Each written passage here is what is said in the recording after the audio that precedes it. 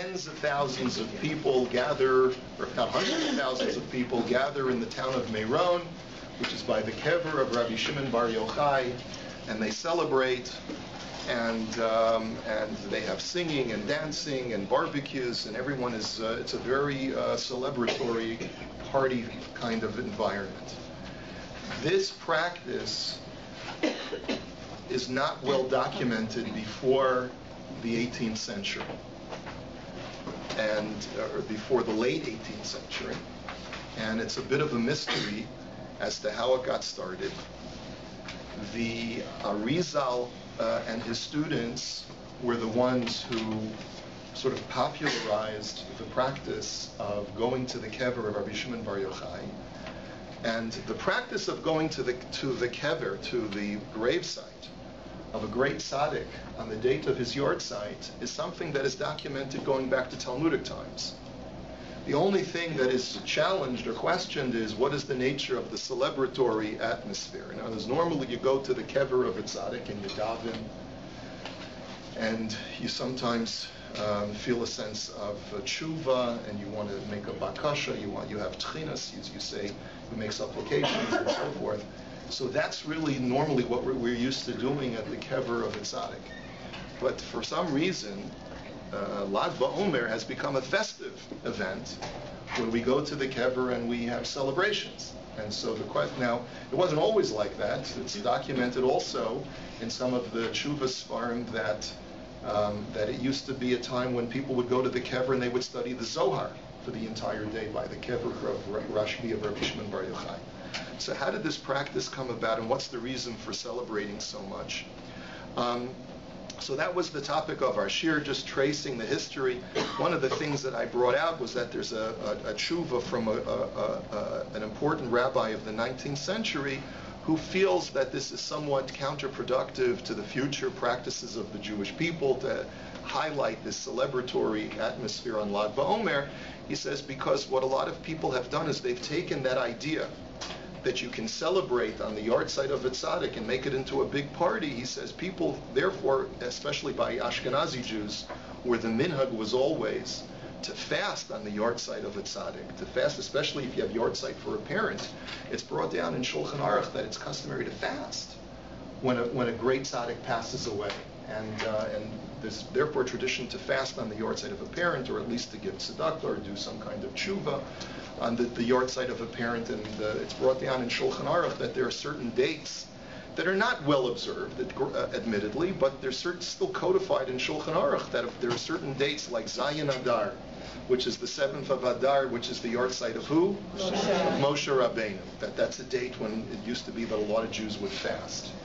The first of the Menachem Av, the first of Av, is the Petzira of Aaron, the Kohen Gadol, and that was a day when a lot of people would fast. So how does it happen that the day of the yahrzeit of a great tzaddik changes from being a fast day to becoming a big simcha?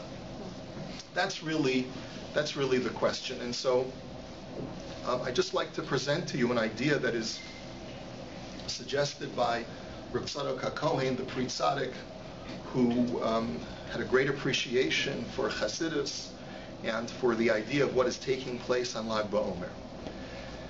And he points out that there's a fundamental difference between Rabbi Shimon Bar Yochai and all of the other great tzaddikim that are mentioned by the Shulchan Aruch, where it's customary to fast on their yahrzeit. All of the people that are mentioned in the Shulchan Aruch are biblical characters. They represent, therefore, what we would call Torah shebichtav. They would represent the written Torah, the written tradition. And it is truly worthwhile to mourn the loss of a great tzaddik who is a character from Tanakh, because we have their Torah, in other words, the words of Torah that they imparted to the Jewish people that are perpetuated through the words of Tanakh. We will always have that. But the only thing that we don't have when they leave this world is we don't have them. So we don't have a Moshe Rabbeinu, and we don't have an Aaron HaKohen, and therefore it's worth fasting on the day of the yahrzeit to just certainly contemplate on the loss of that great tzaddik that is not in our midst anymore, even though we still have their Torah. But there's something almost counterintuitive that takes place when we get to the period of Rabbi Shimon Bar Yochai. Now, Rabbi Shimon Bar Yochai, in and of himself, is not who we're actually commemorating according to Reb Tzadok on Lag BaOmer. Rabbi Shimon Bar Yochai was one of the 5 key disciples of Rabbi Akiva after the 24,000 students of Rabbi Akiva died during this period between Pesach and Lag BaOmer. And we're all familiar with the story, and that's the reason why we don't shave, during the period of Sfira, and we put a damper on our simcha and our celebration and our music during this period of time. What happened after the 24,000 students of Rabbi Akiva tragically died? The Gemara states that Rabbi Akiva found 5 key disciples who would perpetuate the Mesorah that was lost with the deaths of these 24,000 students. And it was these 5 students who represented the continuation of Torah Sheba'al Peh, of the oral tradition. The Gemara also, the Medrash also points out that Rabbi Akiva always told anyone who was listening, he said, listen to the teachings of Rabbi Shimon Bar Yochai, because he represents a terumah of everything that I have taught. An exact extract of everything that I have taught is embodied in the teachings of Rabbi Shimon Bar Yochai. So really what we're commemorating is the loss of a great Torah teacher whose teachings cannot be recouped or recovered from a written text because he embodies an oral teaching to the Jewish people. There's a concept in Judaism that you can only appreciate the teachings of a great tzaddik after that person has already passed from this world. And it's based on a pasuk in Koheles. It says, Divrei chachamim kedar vonos uchemasmeros nituim, that the words of the sages are like nails or pegs that are embedded in the wall. And they are ba'alei asupot nitenu mero'eh echad. They are words that are gathered together, given from the one shepherd God. And the Medrash points out, Emosai heim netuim divrei Torah ba'adam. When are the words of a great tzaddik embedded into a person's heart? Vizman sheba'aleihem ne'esafim mehem, only when the tzaddik passes away from the world. And Reb Tzadok explains this counterintuitive phenomenon. Why is it that you only have an appreciation for the teachings of your Rebbe after he leaves this world? He explains that when a great Rebbe of yours is still alive, let's say you have a rabbi, you have a teacher, you have someone who you feel is your mentor. When that person is still alive, you don't feel a sense of urgency to internalize everything that that person has taught you, because you know that if you ever forget anything, you can always pick up the phone and call them up and ask them a shaila, right? It's only when that person leaves your life do you feel that now it's time to get serious. Now it's time for me to properly internalize everything that that person embodied and imparted to me, because I can't pick up the phone anymore if I forget anything. So there's this idea that when a great teacher leaves your life, leaves this world, there's a strengthening that occurs within the individual. And this is exactly what happened when Rabbi Akiva left this world. Is that something unusual happened, is that when the tzaddik left the world, when the great teacher of Torah Sheba'al Peh, left the world, it resulted in a reinforcement of all of the Torah that that person represented. Now, when you think about it, what did Rabbi Shimon Bar Yochai accomplish in his lifetime? Not only did he impart the Torah Sheba'al Peh to the world, but he also revealed before he passed away what we call Sitrei Torah, the hidden secrets of the Torah. Now, why did he feel that it was urgent to do that? It was specifically because he knew that he was leaving the world and that there wouldn't be no one available to be able to reconstruct these ideas, and therefore he had to popularize them. So there's almost two opposite things happening simultaneously when we get into the more esoteric ideas of Torah.